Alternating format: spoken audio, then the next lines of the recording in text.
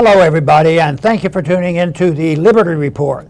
With us today is Daniel McAdams, our co-host. Daniel, I understand we have a special type of program today. That's right. You get put in the hot seat. And this is a very popular thing that we've done here, and it's where we let our viewers ask some questions and get your take on some things. Ask Ron Paul, we call it, as our viewers know. So let's go right to the questions. Let's hit it hard. The first one comes in from Jay. His handle is Jay's Tweets on Twitter, and he asked this question. Which historical event do you think was most significant in our drift from more freedom to more fascism? From our COVID response all the way back to the forming of the Union and everything in between. It's a big question because there have been so many events. There's been a lot of gradualism, and the founders, expected that to happen and warned us against it, because the document of the Constitution was there to prevent this from happening. But they also knew about the imperfection of man, where people, bend the rules, and soon after they get their liberties, they undermine them. But I would say the first century or so, things did pretty well. But a lot of people now think about the very current events going on, and that would be, the violation of our civil liberties with COVID, and also the things going on, with this insanity about globalism, and also the idea of weather and the problems that we have there. But I would say that even in the first 100 years we had problems. Certainly there was a challenge to the Republic during the Civil War period, and there are some people who believe we never fully recovered from that. But the whole country was torn apart, but we did survive that, and we went back to a decent system up until the 20th century. And but during that time, I would say it was that period of time that the real erosion of the Republic occurred, and it really opened up the door to a more fascist system. And that was with the progressive era, because I think most things are a result of bad ideas and education. But the educational system in this country changed in the progressive era, and then also the taking over during the 20th century of our government school system has led to the ideology that actually tolerates a system that challenges a republic. And that has been going on for a long time. The Department of Education is good symbolism for what it gets established to challenge the republic that we had. But more recently, I've done some thinking on this and a little bit of writing about a sort of an invisible coup that has gone on, where the republic has just been taken from us, and there's been certain events that have been bad, but there's been some that are bigger than other. And I think the coup that I'm talking about is something that I remember the beginning of, and that is the 1960s. I think it was a big event in the 1960s to have the assassinations of RFK and JFK, and also Martin Luther King. And this involved not just miscellaneous isolated individuals who do a shooting for various reasons, but it was a strategic destruction of the government. I am convinced our government was involved, the FBI was involved, and the evidence seems to me to be overwhelming. So that, to me, I think introduced a new era of the disintegration of our republic. But this has been climaxed with the disintegration of the Department of Justice, with what went on with the COVID epidemic, pseudo-epidemic, as well as the things that go on in the period of war, and what happens with undermining the liberties of individuals that happens throughout our history. But that, to me, I think is a careless attitude by the people, not being taught what it is. I think it's a philosophic problem that we have, and I believe that the original intent of the founders have been deeply disturbing. Certainly on the money issue. The money issue is something that I got fascinated with all the way back into the 1960s and 1970s, and that is one of the keys to countries ending is the destruction of money or the taking over of the money by a dictatorship. And there's always that tendency on all countries is for the king to have the control of the currency, and that has happened too. So I think that we're in bad trouble, but I'm also encouraged that there's a lot of people thinking about this now. They know that changes have to be made to correct this problem. The opportunity will be there and is here now for every one of us to participate in understanding what a free society is all about. We had the introduction by our founders. We should search that type of history, because I think the American people will join if there's enough people to know that they stand for it. I think the cracks in all this lockdown business and some of the demonstrations that we see to challenge the wokeism, that has been a terrible situation in challenging our liberties and promoting a fascist system. But the answers are out there. All we have to do is become active in promoting the cause of liberty. All right, well, let's move ahead to number 2, and this is sent in by Pete Moyer, Pete on Twitter, and he asked a question. This is interesting, and I was actually really curious as what your answer might be on this.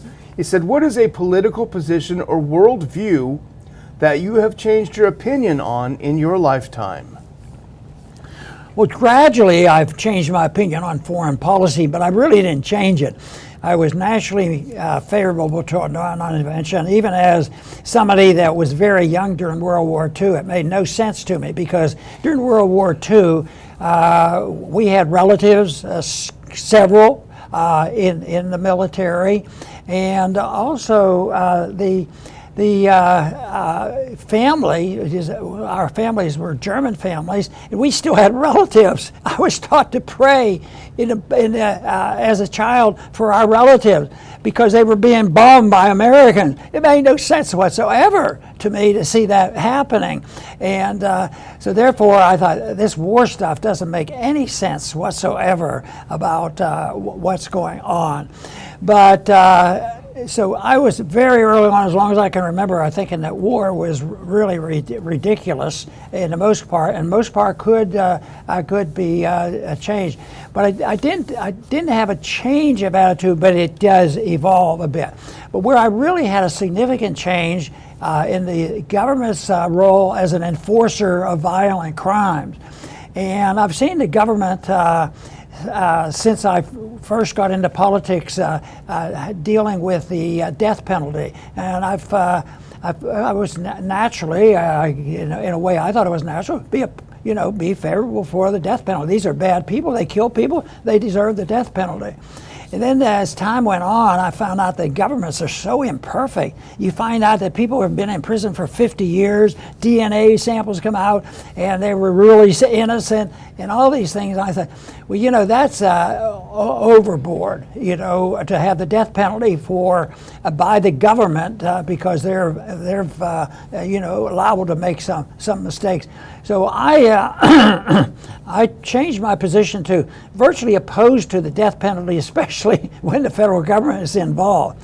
But that doesn't make me opposed to defending our family and our relatives and our household. So if somebody comes in one's house, I believe in the death penalty that is done in self-defense. That's different than this organized death penalty that goes on for months, and then overlooking the possibility of how many mistakes have they made.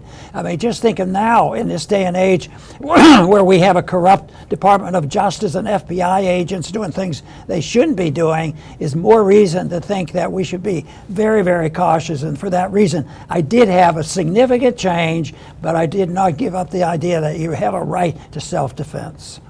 All right, let's go to our third and last one. Now, this is from someone we know. This is from James Cabral. He's gone to a lot of our conferences. He's been a friend of the Institute, so it's great to see him participating in this. And I think he's got a doggone good question. We didn't just choose him because we like him. He said, if the Federal Reserve in the country as we know it collapsed tomorrow, how would you go about rebuilding it into a functional place where both sides of the country could agree to disagree? So when the collapse comes, how can we rebuild in the best way? Well, in many ways, I would say for myself, I will continue to do the things that I've done ever since I became aware of the problems that we face, even before I ever went to Congress. and that is ideas have to be changed.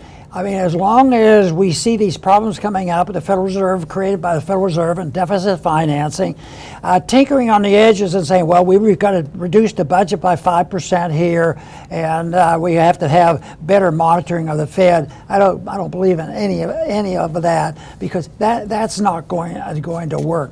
I think what I started to do early on, being exposed to the Freedom Movement by Leonard Read at the Foundation for Economic Education, it's that understanding, because you can't do what you have to do if the people have no idea and they think you're doing it, making everything worse. If you come up and say, the solution to this problem today is not spending more money and bailing out people on welfare and all these problems, bankruptcies going on, all these problems caused by government.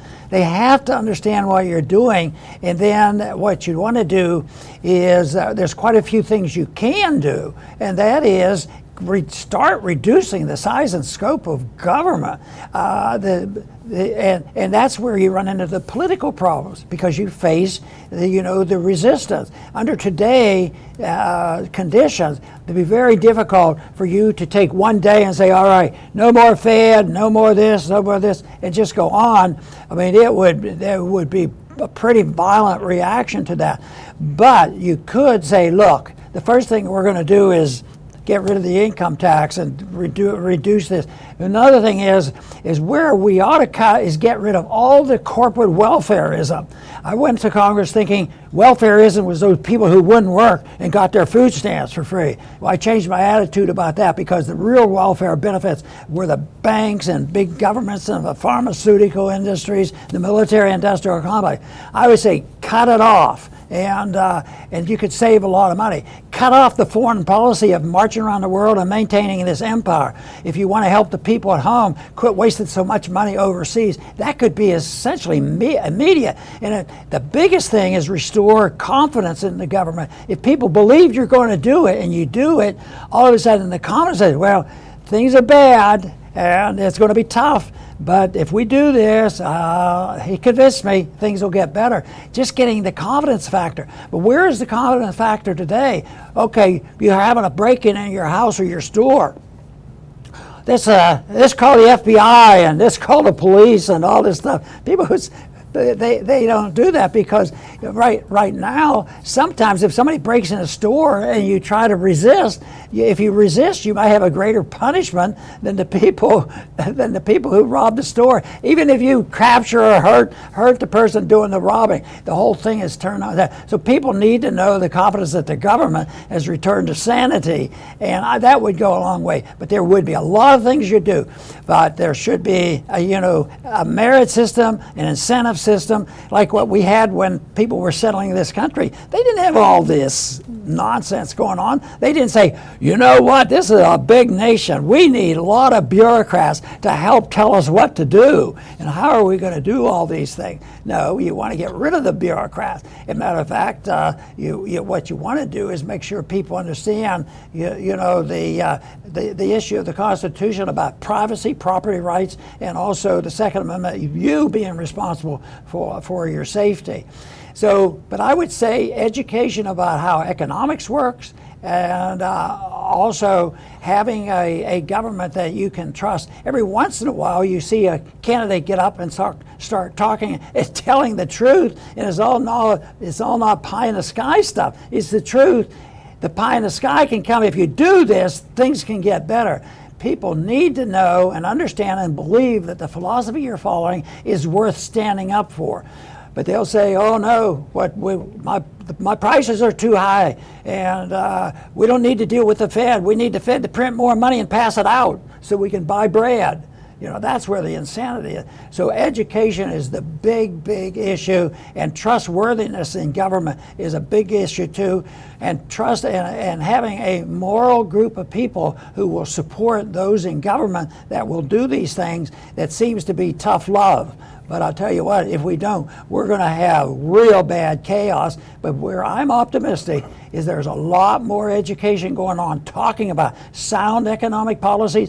I even see signs that people are saying, why are we spending so much money in Ukraine? Why don't we protect our borders?